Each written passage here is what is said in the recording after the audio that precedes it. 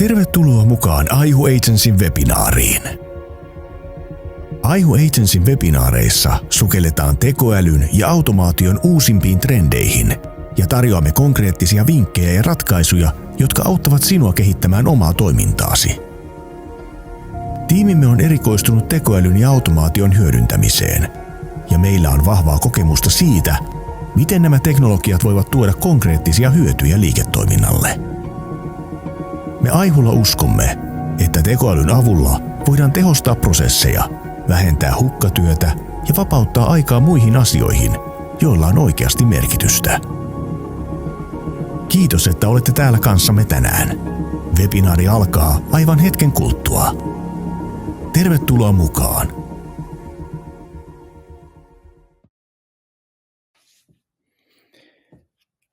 Tervetuloa minunkin puolestani tähän Aihun Way of Working webinaariin.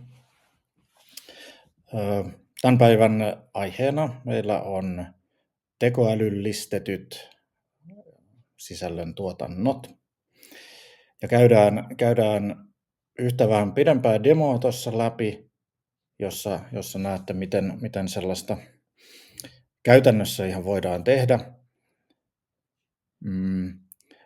Tekoälyllistetty sisällöntuotantohan voi niin kuin, se on käsitteenä tietysti aika iso, että voidaan ajatella, että kuvien tuottaminen kuuluu siihen, tekstin tuottaminen kuuluu siihen, äänen tai avatarien tuottaminen kuuluu siihen, mutta nyt tässä keskitytään enemmän siihen tekstin tuottamiseen ja sen mahdollisuuksiin. Ja vaikka nyt on tekoälyavusteisesta, nimenomaan avusteisesta sisällöntuotannosta kysymys edelleen aikaisemmin ja nytkin haluan painottaa sitä, että ne tekstit, joita se tekoäly tuottaa, niin en missään nimessä kehoita sellaisenaan laittamaan minnekään julkisesti näkyville. Eli esimerkiksi vaikka jos tuotetaan nettisivuille sisältöä tai kirjoitetaan blogeja tai linkkariin sisältöä tai mihin tahansa muuhunkin somekanavaan, aina ne tekstit pitää ihmissilmän käydä läpi. Totta kai sitä tekoälyä pyritään tässä prosessissa auttamaan, että se olisi mahdollisimman tarkkaa, mutta vaikka mäkin olen näitä jo aika paljon tuottanut ja tehnyt, niin yksikään teksti ei ole mennyt ihan sellaisenaan sitten julkisesti jakeluun. Ja se on niin kuin se pääjuttu. Kun tehdään sisällöntuotantoa, niin kuin tekstimuotoista sisällöntuotantoa, niin siinä on muutamia asioita, jotka on hyvin tärkeitä ottaa huomioon. Niitä käydään tuossa demovaiheessa vielä tarkemmin läpi, mutta ensinnäkin sen tekoälyn täytyy tietää se konteksti, missä sitä tekstiä ollaan tuottamassa. Eli sen täytyy tietää teistä tai teidän yrityksestä tietoja, tai sitten siitä tuotteesta tai palvelusta, johon se tuleva teksti liittyy. Myös siitä, kenet te haluatte, että lukee niitä tekstejä, eli se niin sanottu ICP, eli Ideal Client Profile, eli ideaaliasiakasprofiili. Se pitää olla. Sitten pitää olla sisältöstrategia, jotta se osaa tuottaa sitten pitkän ajan kuluessa niin kuin oikeanlaisia tekstejä oikeisiin niin kuin sinne myynti- ja markkinointifunnelin oikeisiin kohtiin. Sitä tekoälyä voidaan myös niin kuin, opettaa tavallaan niin kuin matkimaan jotain hyvää sisällöntuottajaa. Jos te tiedätte sellaisen hyvän sisällöntuottajan, vaikka nyt tuolla linkkarissa niitä on suomenkielisiäkin tosi hyviä sisällöntuottajia, niin sieltä voidaan ottaa sille tekoälylle mallia. Tarkoitus ei ole, eikä se näin toimikaan, että se lähtee kopioimaan niitä tavallaan sitä sisältöä, mutta se ottaa mallia siitä, että miten ne on, minkälainen struktuuri niissä kirjoituksissa on. Ja ehkä me mennään tästä nyt katsomaan. Mä tein tuossa tuommoisen demovideon, niin mä laitan sen tästä näin pyörimään. Pieni hetki. No niin, katsotaanpa sitten tätä tekoälyllistettyä sisällöntuotantoa niin kuin ihan demomuodossa. Ja nyt tässä käsitellään erityisesti LinkedIn sisällöntuotantoa. Katsotaanpa sitten, tässä on tämmöinen palvelu ja nyt katsotaan, miten tämän kanssa nyt sitä sisältöä sitten voitaisiin luoda. Jotta se on oikeanlaista se sisältö, niin tietysti meillä pitää olla ensinnä siitä meidän yrityksestä tietoja sillä tekoälyllä. Eli sillä pitää olla sitä kontekstia, jonka mukaan se sitten voi sitä sisältöä tuottaa. Niin ensimmäisenä olen tänne jo valmiiksi luonut näitä tiettyjä juttuja, jottei siihen mene liikaa aikaa. Niin aihuagencystä tämmöiseen hyvin yksinkertaisen tiedot, mitä meidän yrityksestä nyt sitten halutaan sille tekoälylle kertoa. Täällä on nyt vain kerrottu, että kaikki sisältö, mitä tuotetaan sitten lopulla, niin pitäisi olla suomeksi. Ja mä oon tänne yksinkertaisesti ladannut aihu.txt-tiedoston, johon mä oon sitten ajan saatossa kerryttänyt aihusta erilaisia tietoja, relevantteja tietoja tähän sisällön tuotantoon erityisesti. Noin. Se on hyvin yksinkertaista. Sinne voisi ladata sitten vielä lisääkin tiedostoja halutessaan. Se on siinä. Sen jälkeen me tarvitaan tietysti vielä siitä meidän ideaaliasiakkaasta profiili, jotta se sisältö, mitä tuotetaan, olisi sitten sitä meidän ideaaliasiakasta koskettavaa tekstiä ja koskettavalla tavalla kirjoitettua. Ja nyt tämä voidaan täältä tuottaa ihan tekoälyavusteisesti. Täällä on Create ICP. Tänne voidaan kirjoittaa, että koska niitä ICP:tä voi olla useampia, vaikka jos teillä on useampia tuotteita, niin niillä tuotteilla voi olla tai palveluita, niin palveluilla voi olla eri kohdeasiakasprofiileja. Voidaan nimetä se, voidaan laittaa joko te yrityksen tai sen tuotteen tai palvelun web-osoite tuohon. Ja sitten voidaan vastailla näihin 10 kysymykseen tästä, jonka perusteella sitten tekoäly tuottaa sen ideaaliasiakasprofiilin tänne. Ja täällä nyt näkyy aihusta tehty vastaava ja sitten täällä on referenssit vielä sinne dokumenttiin, minkä olen sinne sitten ladannut. Näin. Sen jälkeen tulee fine-tuning-osuus.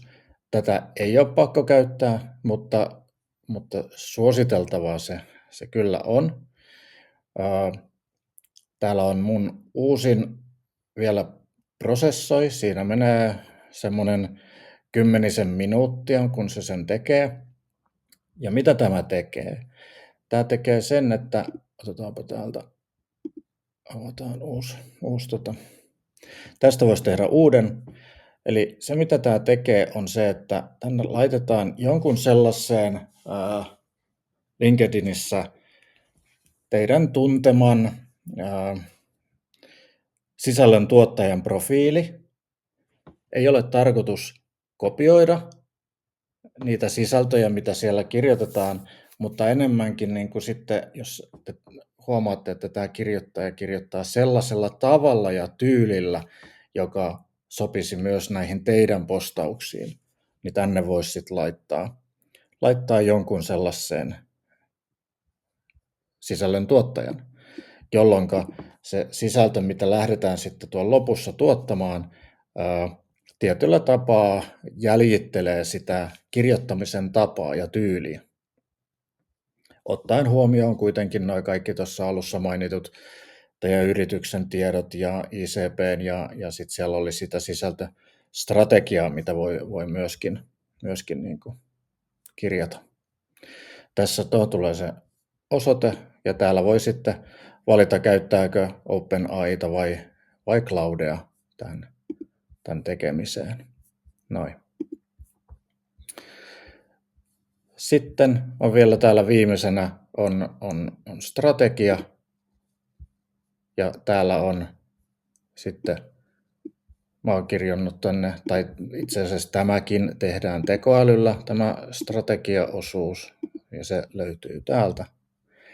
Voidaan nimetä se, laitetaan se firman nettisivuosoite tai sen palvelun osoite. Voidaan valita, että tehdäänkö tätä nyt Aihulle vai jollekin muulle. Valitaan noin ja valitaan, että mikä se ideaali asiakasprofiili tässä tapauksessa nyt sitten on. Mulla nyt on vain yksi tässä demossa. Noin. Ja sitten tänne voidaan kirjoittaa niin kuin lisätietoja, että onko jotain semmoisia sisältöpilareita, jotka kuuluu sinne teille, mitkä on ne teidän niin kuin kohdeasiakkaat ja muita semmoisia, niin kuin, jos te olette miettineet jo sitä omalta osaltanne, sitä sisältöstrategiaa, niin sen voi laittaa tänne. Ja kun se sitä lähtee tekemään, sitten se lopputulos löytyy sitten täältä. Se on aika pitkää tekstiä. Ja nämä kaikki osiot otetaan siis huomioon sitten, kun lähdetään oikeasti sitä sisältöä tuottamaan. Tämä tehdään vain kerran. Tietysti jos on useampia yrityksiä tai palveluita täällä tai useampia näitä ideaaliasiakasprofiileita, niin ne kaikki tänne sitten tehdään kerran. Halutessaan voi käyttää myös niin kuin postauksen templateja. Tässä on nyt yksi esimerkinomaisesti tehty template. Tänne tulee sitten call to action tulee tänne loppuun ja mahdollisesti linkki tai sitten mitä siellä sitten seuraavaksi halutaan tehdä. Näitä voi myös tehdä ja niitä tehdään ihan niiden, että nimetään ja sitten tänne voidaan copy-pastata se linkkaripostaus. Se on yksi tapa, miten sen voi tehdä. Yes. Mennään reippaasti eteenpäin. Nyt päästään siis tähän varsinaisen sisällön tuottamisen flowhun. Tässä kohtaa lähdetään sitten sitä työstämään. Eli meillä voi olla omia ideoita, mutta me voidaan myös laittaa se tekoäly nyt töihin ja lähteä ideoimaan. Lähdetään vaikka, että tekoälyavusteinen sisällön tuotanto. Noin. Me voidaan valita, että mikä se funnelin, tai mistä kohtaa me sitä funnelia halutaan nyt niin kuin ruveta tuottaa sitä tekstiä. Eli aivan sinne funnelin yläpäähän, top-funneliin, tai sitten sinne keskifunneliin, tai sitten sinne loppufunneliin. Jos me nyt nämä voi valita kaikki tai voidaan mennä vain yhdellä tai kahdella. Valitaan se strategia, mikä meillä oli, eli ne sisältöpilarit, mitkä tuolla aikaisemmin tehtiin. Valitaan, millä yritykselle nyt ollaan tekemässä, ja sitten se ideaali asiakasprofiili. Nyt sitten, jos me halutaan lähteä vielä niitä fine-tuning-puolen juttuja ottaa, niin ne voitaisiin valita tuosta. Se ei ole pakollista mitenkään. Sitten nämäkin on valinnaisia, mutta ihan sille tekoälylle inspiraatioksi, eli tästä aiheesta, että jos meillä on jotain tiedossa, jotain semmoisia YouTube-videoita, jotka käsittelee tuota aihetta meidän mielestä hyvin, tai sitten jotain blogipostauksia tai artikkeleita, niin ne voi tänne laittaa. Sitten se tekoäly ottaa sieltä inspiraatiota. Klikataan täältä. Menee pieni hetki. Ja se tulee sitten tänne näkyviin. Näin. Eli nyt se tekoäly sitten ideoi niiden meidän ohjeistuksien mukaisesti tätä. Odotetaan pieni hetki.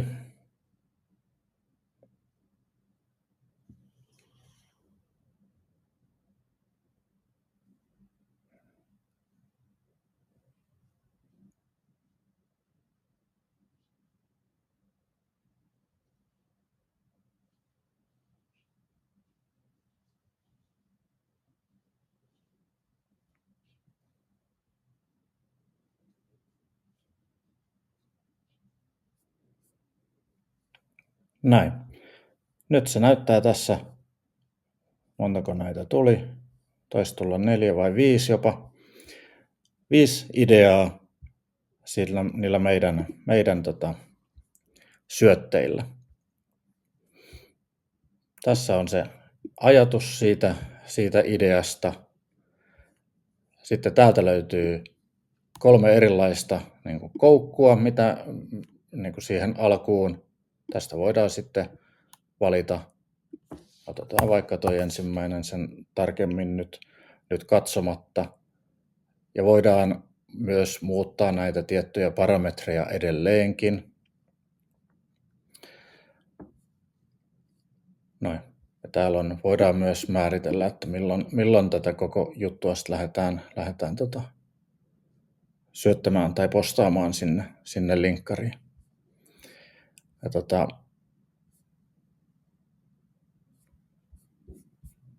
tätä ideaa lähdetään nyt sitten edistämään. Katsotaanpa täältä, vaikka nyt tämä viimeinen täältä. Täällä on seuraava kohta ja sitten sen nämä hookit. Otetaan nyt toi keskimmäinen tuosta vaikka. Noin. Ja sen jälkeen, kun ollaan toi pieni muokkaus tehty, niin yksinkertaisesti siirretään se tänne kirjoittaja-agentille. Siinä menee hetken aikaa, kun se lähtee sitä prosessoimaan. Me voidaan viedä sinne seuraava. Voidaan ottaa sinne useampia näitä ja se lähtee niitä sitten omalla ajallaan toteuttamaan. Tätä se toteuttaa nyt tuossa ensimmäisenä. Ja nyt se lähti tekemään tätä seuraavaakin. Päästään luonnoskohtaan. Eli täältä löytyy nyt sitten luonnos tästä postauksesta. Ja niin kuin olen aina koittanut sanoa, että mitään tekoälyn tuottamia tekstejä ei tulisi sellaisenaan viedä eteenpäin, niin tämä on käytännössä muokattavissa nyt sitten tämä teksti. Ja jos me halutaan tänne jotain muutoksia tehdä tähän sisältöön, me voidaan myös laittaa se uudestaan sitten tänne kirjoittaja-agentille, joka sitten kirjoittaisi niillä uusilla määrittelyillä määrittelyillä sen. Sitten halutessaan se voidaan viedä myös tuonne Midjourneyin, eli siellä sitten lähdetään tuottamaan näiden tekstien perusteella kuvaa tai kuvia. Se tuottaa itse asiassa 4 kuvaa. Katsotaan, kun ne sieltä sitten tulee. Hypätään tällä yhdellä nyt tänne yli, eli me ei haluta nyt tällä tuottaa tai tähän tekstiin tuottaa kuvia, meillä ne tulee jostain muualta tai joskus ei kuvia tarvitakaan. No itse asiassa kun tähän ei tule kuvia, niin sitten tämän voi viedä jo tänne viimeiseen kohtaan. Ja täällä voidaan sitten nyt varsinaisesti määritellä se, että milloin tämä halutaan sinne linkkariin sitten viedä tämä teksti. Kun se on nyt ensinnä sitten teidän lukema ja hyväksymä toi tekstipuoli. Noin, odotetaan pieni hetki, niin katsotaan mitä kuvia täältä tulee. Midjourney on hyvä ja sitä voi ohjata tässä sitten paljon niin kuin tarkemminkin. Yleensä tämän tuottamat kuvat ei ole ihan sen tasoisia, että en ole niitä itse käyttänyt, mutta Midjourneyllä tehtyjä kuvia kylläkin. Tänne näyttää kuvia tulevan, katsotaan vähän tarkemmin. Tänne ne pikkuhiljaa tipahtelee.